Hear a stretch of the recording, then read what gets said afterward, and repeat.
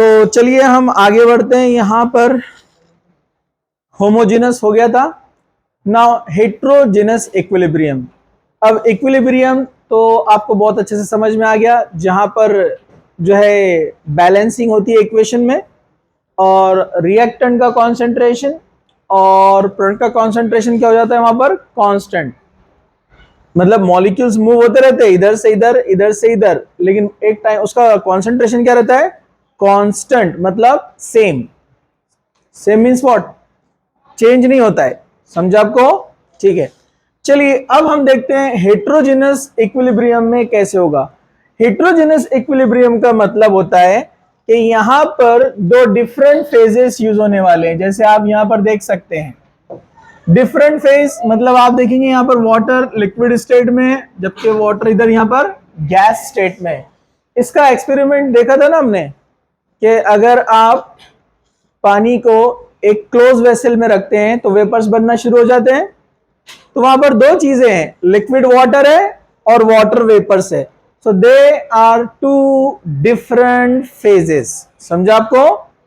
ये दो different phases हैं। तो ऐसे यहां पर इक्विलिब्रियम को कहते हैं हेटेरोजीनस, मतलब equilibrium between two different phase, either liquid vapour, solid liquid या सॉलिड वेपर। समझा आपको?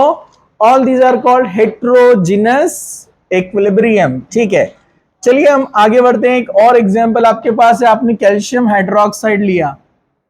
तो कैल्शियम हाइड्रोक्साइड आपको पता है सॉलिड होता है, जनरली हम इसको लिक्विड समझते हैं।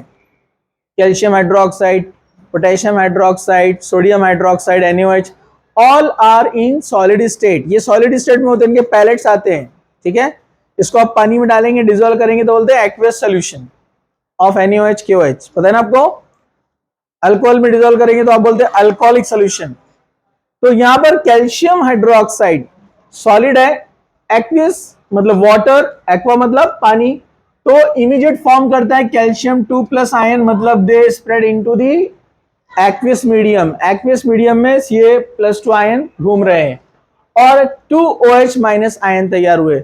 कौन सॉलिड सोडियम, कौन सोडियम नहीं सॉरी, कैल्शियम हाइड्रोक्साइड पानी में डाला, Ca2+ आयन, OH- आयन अलग। अब ये आयंस पानी में घूम रहे हैं, they are in aqueous medium. तो मैंने आपको वैसे लास्ट टाइम बताया, हम लेते हैं कॉन्सेंट्रेशन किसका, गैसियस का कंसिडर करते हैं, दूसरा एक्वियस अगर है तो वहां कॉन्सेंट्रेशन कंसिडर किया जाता है। But in state of liquid and solid it is considered as constant. थोड़ा बहुत चेंज होता है, वो वेरी होता है, लेकिन निग्लिजिबल, तो उसको क्या कंसिडर करते हैं, constant. But change in very small quantity, जो आयंस है they are in small quantity. पता है ना आपको, आयंस अंदर बहुत कम क्वांटिटी में होते हैं ना। अरे मोलार कॉन्सेंट्रेशन कैसे निकालते हैं हम, 1.2 इंटू 10⁻², बहुत कम है ना, मतलब 0.0 समथिंग आता है, 0.00, मतलब बहुत कम होता है।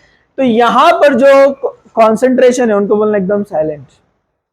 तो यहां पर देखेंगे आप, तो ये कॉन्सेंट्रेशन स्मॉल अमाउंट में इसका चेंज वेरिएशन बहुत ज्यादा कंसिडरेबल रहता है, वैसे गैसियस स्टेट में। तो यहां पर ये हम हेट्रोजेनस में लिक्विड और सॉलिड को कंसीडर नहीं करते हैं, ये बात आप याद रखिए उसको लिखते समय। चलिए अब यहां पर आगे बढ़ते हैं। चलिए, क्या सब लोग तैयार हैं? यहां पर आप देखेंगे हेट्रोजेनस इक्विलिब्रियम के एग्जाम्पल आपके सामने हैं। आपने लिया कैल्शियम कार्बोनेट सॉलिड, लिया है कैल्शियम कार्बोनेट सॉलिड, उससे बना है कैल्शियम ऑक्साइड एंड CO2। यहां हीट किया है, एक्वियस मीडियम में नहीं है, डायरेक्ट आपने लिया कैल्शियम कार्बोनेट को और हीट करना शुरू किया तो डिकम्पोजिशन होता है, सभी जानते हैं ना। कैल्शियम कार्बोनेट ऑन डिकम्पोजिशन यहां से क्या चला जाता है, CO2, और एक ऑक्सीजन कैल्शियम के साथ में आ गया है, calcium oxide and carbon dioxide. तो कैल्शियम कार्बोनेट चौक, पता है ना आपको, सॉलिड स्टेट में होता है। इधर कैल्शियम ऑक्साइड जो बन रहा है वो भी सॉलिड स्टेट में है, और जो गैस लिबरेट हो रहा है कार्बन डाइऑक्साइड वो गैसियस स्टेट में। तो इन दिस इक्वेशन यहां इक्विलिब्रियम फॉर्म होता है। तो आप जब Kc निकालेंगे तो ये सॉलिड को काउंट, नहीं करेंगे, निग्लिजिबल है। ये भी सॉलिड को काउंट नहीं करेंगे। अब बचा कौन? Only carbon dioxide. तो अब आप लिखेंगे कुछ उसको इस तरह से कि Kc is equal to concentration of carbon dioxide, मतलब इक्विलिब्रियम कांस्टेंट आपको निकालना है ओनली कार्बन डाइऑक्साइड का। अगर यही सिंगल गैसियस रिएक्टेंट में रहता तो हम क्या लिखते थे? Kc इज इक्वल टू 1/, अरे समझा क्या? Kc is equal to 1/, concentration of CO2। Okay, चलिए अब हम आगे बढ़ते हैं। जब यहां पर इसी पे डिपेंड है तो Kp इज इक्वल टू क्या हो जाएगा? Pressure of carbon dioxide. समझा आपको?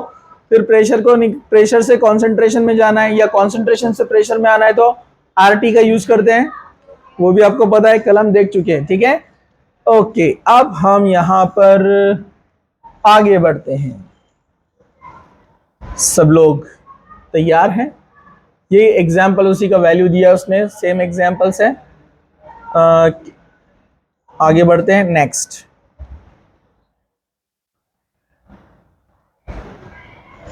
Application of equilibrium constant. Next point,